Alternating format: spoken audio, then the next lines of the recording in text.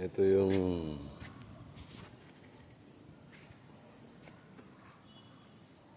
in progress ng Poso Negrong ginagawa ko, guys.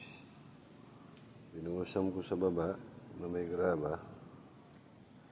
Tapos ang haba nito 3 feet by 1.5. Yun. May poste ito, guys. Ang pundasyon niya sa flooring sa baba is 20 inches o 50 centimeter. Ayan. Binuhusam ko, guys. Ayan, may poste siya. Poso Negro lang yan, guys. Ganyan ako gumawa ng Poso Negro, guys. Matibay. Tapos pag nagagasinta ako, gumagamit ako ng graba. Kahit sa bahay, guys. Ayan, diretso lahat yan, guys. Walang higa sa kaliwa, walang higa sa kanan. Diretso lahat ng asinta ko para magpalitada ako. Hindi na ako gagamit ng tansi. Sipat na lang, guys, para less trabaho. Ayan. Ang haba nito, guys, 3 meters. Ang width niya is 1.5 meters. Tapos ang taas niya is 2.1, 6 feet,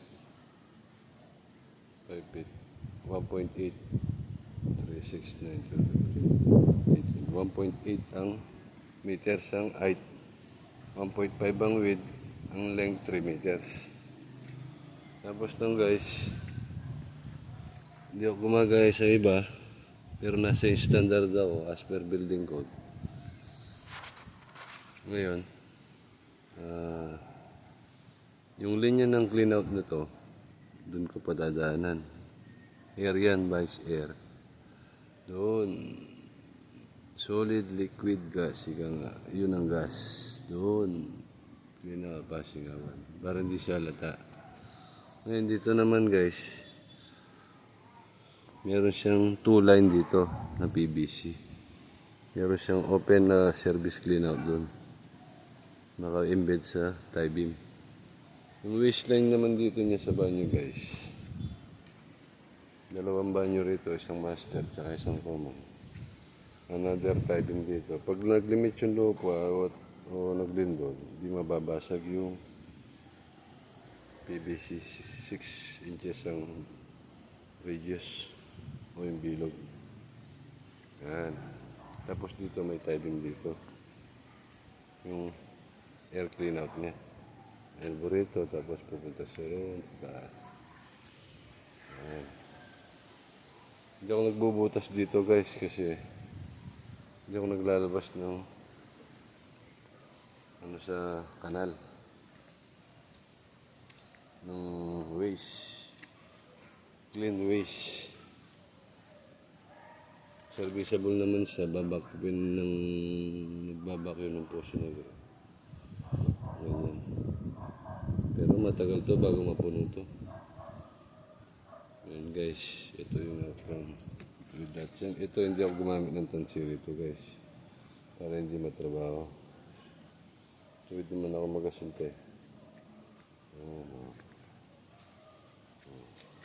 Okay.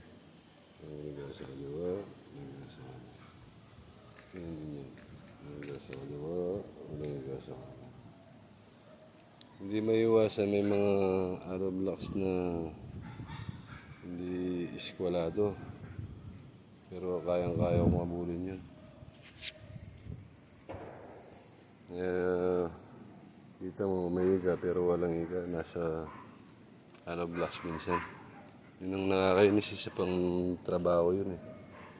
Pero kaya-kaya naman diskartein yung mga ganyang gawang palpak na hollow blocks.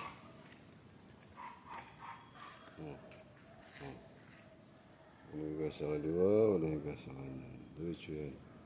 Ayoko yung may higa para hindi ako nahihirapan nagpalitada ako, guys. So, sige, guys. Yan. Tapos namin dito. Dito na kami. May mga bakal para dito sa tie beam dito. Sige, guys. Kita-kits. Salamat.